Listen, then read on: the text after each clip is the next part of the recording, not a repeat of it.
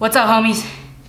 One of my least favorite things that people in society do is to minimize somebody else's reactions or responses or emotions and so quickly label them victims, label them sensitive, and give advice like stop being so sensitive or you gotta get out of that victim mentality. There is a difference between noticing and recognizing somebody else's reactions and identifying that as a not as bright of a moment. But on the other hand, I fucking hate it when people are so quick to label other people and call them sensitive or tell them to stop having the victim mentality because the person labeling them is uncomfortable, because the person labeling them is emotionally immature,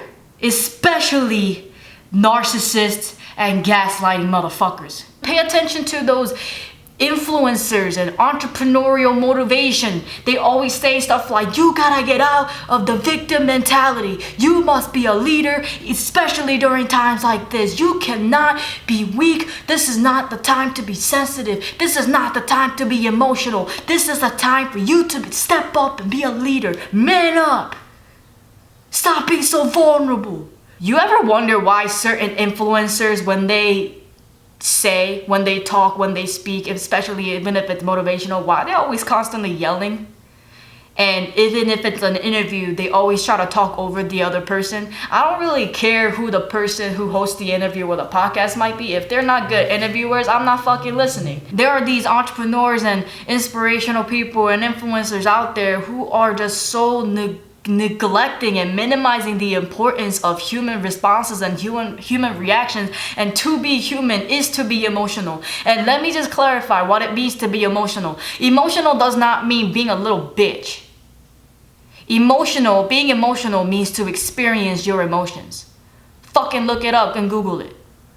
That's what the fuck it means. I will also use this as an opportunity to say that we need to stop making it sound as if being sensitive is a bad thing, that it's a weak thing. Because again, being sensitive just means that you might be more in tune with your emotions and that you recognize emotions a little more easily than other people might.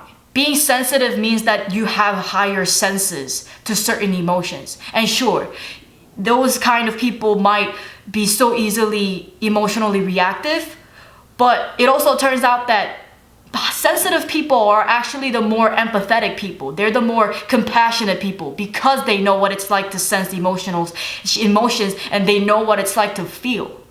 That's what being sensitive means. It's about how we take being sensitive and use it. It doesn't have to be that being sensitive means that we're little bitches. Like, it's fucking 2020. What else has to happen for all of us to fucking realize that we're human beings and we really ain't shit? Like, we are not robots, we are not machines, we are not the fucking beast mode. There are going to be times when there has to be an off switch, because if we don't do it, the universe will do it. God will do it. How the fuck are you gonna say that's not true when we're in quarantine?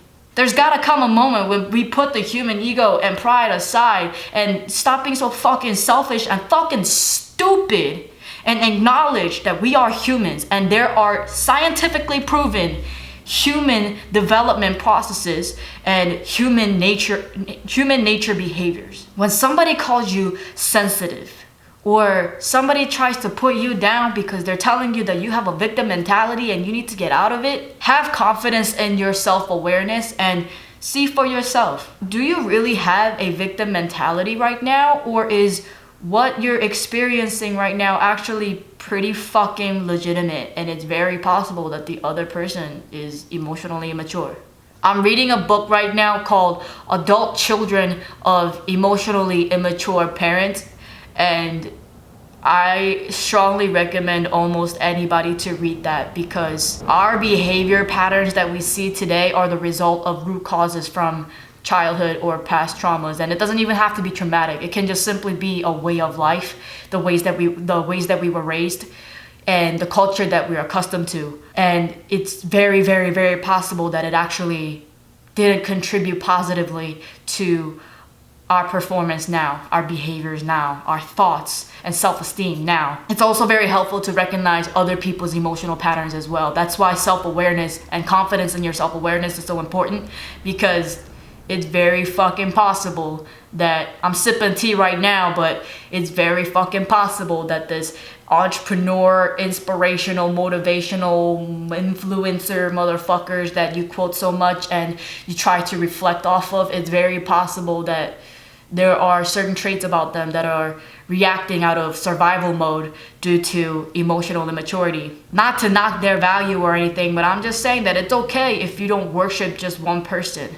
And that means that you have to agree with their entire being. It's okay to take bits and pieces of different advices and values that align with yours to build you, uniquely you. That's it. And anybody who thinks that they can try to walk around me and talk shit with their small dicks, you need a hug from your past traumas, bro.